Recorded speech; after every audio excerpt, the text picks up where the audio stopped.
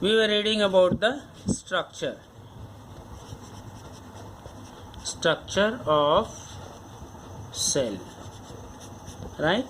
In the structure of cell, the first part of the cell that we have seen, this one is cell membrane. So the function or utility of cell membrane, after cell membrane I told you about the inner semi-liquid substance, that is cytoplasm or cell plasma. I told you the functions of the cytoplasm also. This physical basis of life and meets with the requirement of all other organelles that are present inside the cell. Like a mother, it meets all the requirement of nourishment, of repair and damage, of growth, of development, of reproduction, of transportation, all everything. The next important part of the cell that I told you is the nucleus.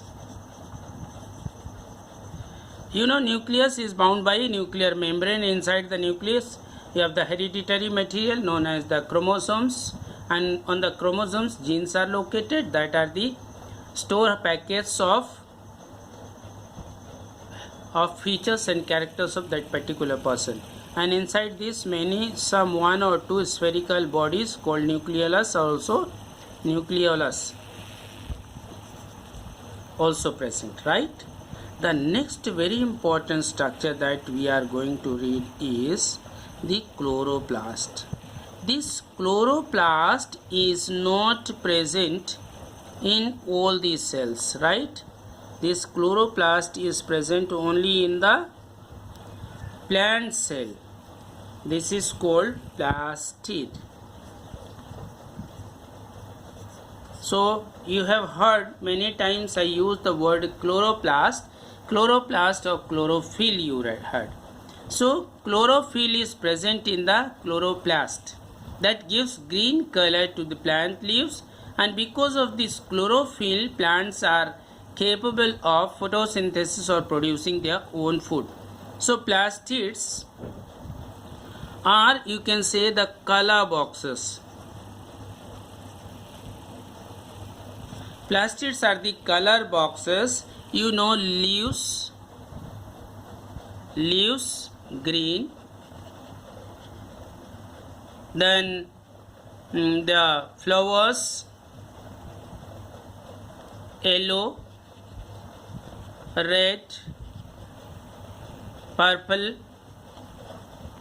and so many colors, so many colors of flowers you have seen, right? Then fruits red, violet, purple, pink, then yellow, and so many colors in the fruits also you can see. Where from these colors, how the plant manages coloring their parts? It is with the help of plastids. These plastids are basically studied on the fact what kind of color they are capable of providing. So plastids that can give green color, they are called as chloroplast.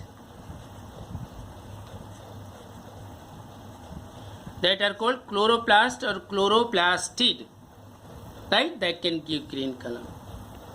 That can give all other colors. All other means other than green. All other means red, pink, purple, yellow, and so on. They are known as chromoplast or chromoplastid. Chloroplast gives green color. All other colors like red, pink, color to the flowers and fruits. This is chromoplast. And you see some white colored also parts. All white color or colorless.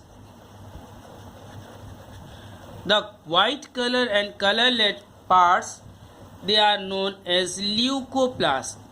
Leucoplast. Here actually it is plastid, chromoplastid, but we, for sake of study, and we just write it chromoplast.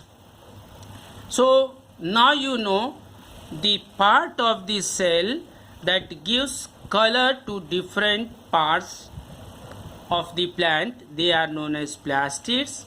These plastids are also known as the color boxes, and these color boxes, they are studied on the basis or further classified into three different plastids: the chloroplast, the chromoplast, and the leucoplast. The chloroplast are such plastids that can give green color to the plant parts, say leaves or the stem or branches, whole green. The unripe fruit, raw fruits also, then the sepals, green sepals, whole green parts. Then all other color like red colored flower, pink color flower, then violet color brinjal, then dark red color berry, yellow colored papaya, then pulp of papaya yellow in color, right? All these colors other than green, they are read as chromoplastid or simply chromoplast. Whereas the third kind of plastid is leucoplast, that can give white color or colorless parts of the plant body, right? So these plastids are very important. In this, among all these three, we will specifically read in little detail about this chloroplast, right?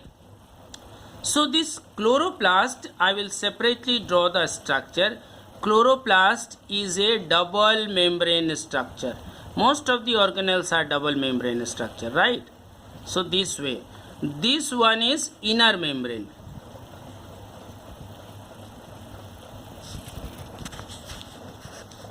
and this one is outer membrane. So two membranes. What is inside this? You may have seen these days, it is the season of guava. Guava you have seen? The guava fruit.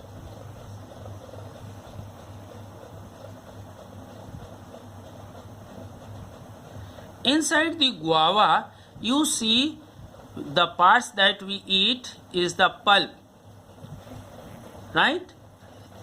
Creamy white in color.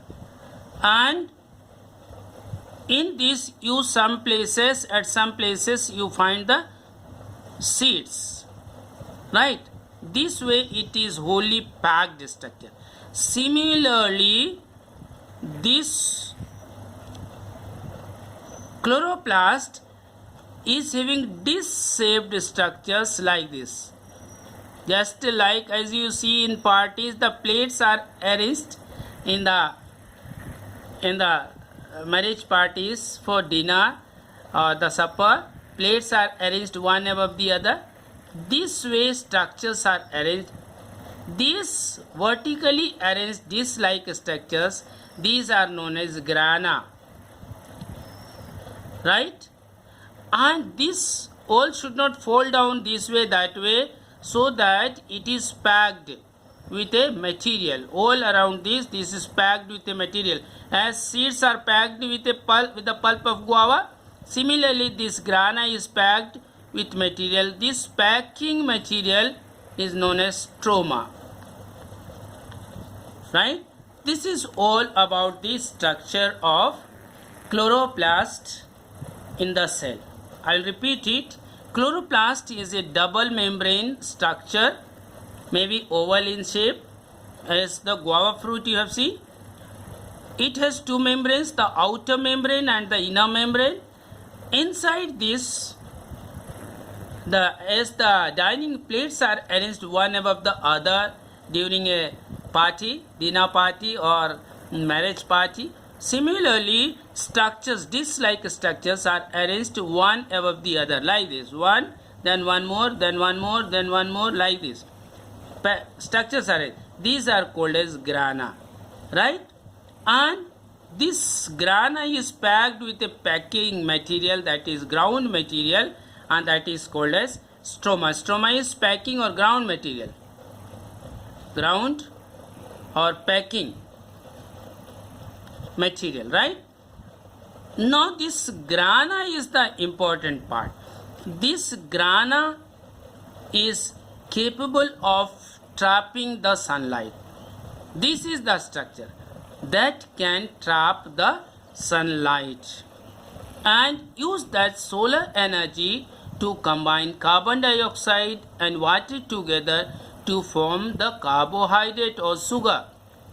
And this process is known as food making process in plants or photosynthesis. You understand? So this grana is very important. Why especially I am just stressing, or we are studying about this? So this chloroplast is responsible for photosynthesis in plants, and this helps in trapping. This grana part of chloroplast helps in trapping or catching the solar energy and using this solar energy to combine carbon dioxide taken from the atmosphere and the water taken from under the ground with the help of the roots, and just combining them together to form starch or carbohydrate, and that carbohydrate is the food, right? So this food making process is facilitated with the use of or with the help of chloroplast, right? So this is all about the next important structure that is present in the cell. And remember, these plastids are not present in all kind of cells. All kind, I mean the animal cell and plant cell. It is present only in plant cell, right? It is present only in. So remember here, one very important note you should remember: plastids are present only in plant cells, not in animal cells, not in animal cells. That's why we human beings or animals cannot carry on the process of photosynthesis or food making. Do you understand? Okay, that's all in this video. So here we have studied in this video about the plastids. Plastids are the color boxes.